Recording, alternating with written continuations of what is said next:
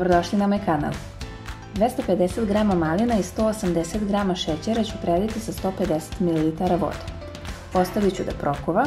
Posebno sam jednu kašiku gustina umutila sa 2 kašike vode i kada fil od malina prokuva, zakuvat ću gustin u maline i zatim ću ostaviti ovaj fil da se potpuno ohladi.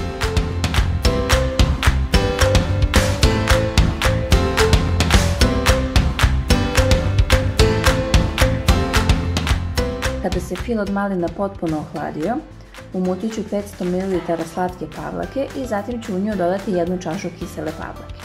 Kratko ću promešati da se sjedini i zatim ću iz 2 puta dodati fil od malina. U međuvremenu sam 1 kesicu želatina prelila sa 5 kašika vode i ostavila da nabubri. Kada nabubri, kratko ću ga zagrejati samo da se rastopi i na kraju dodajem mu ovaj fil. Dobro ću promešati mikserom da se sjedini i na kraju obavezno promešajte špatulom tako da se sve dobro sjedini, odnosno da ne ostane belih delova fila.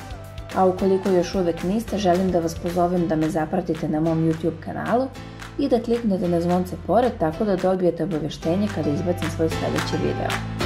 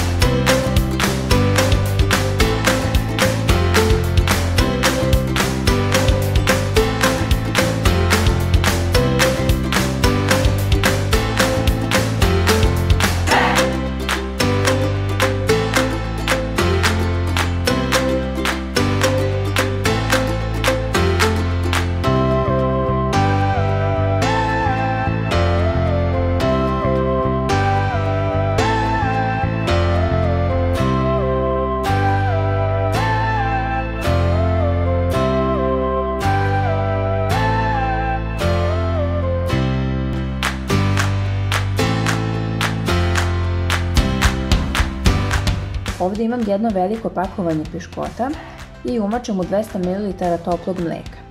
Tako ću ređati na tacnu sve dok imam piškota i zatim stavljam fil preko piškota. Ostavit ću preko noći u frižideru da se stegne i zatim ćemo kolač dekorisati šlagom.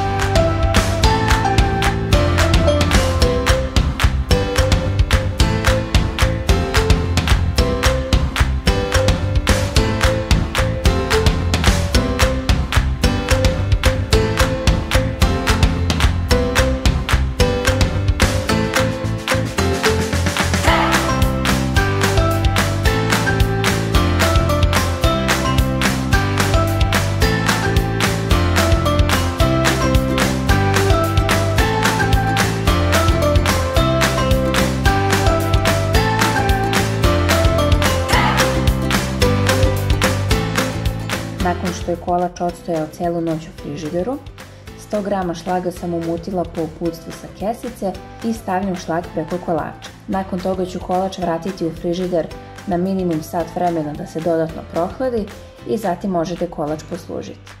Nadam se da će vam se dopasti, hvala vam na gledanju i vidimo se u narednom videu.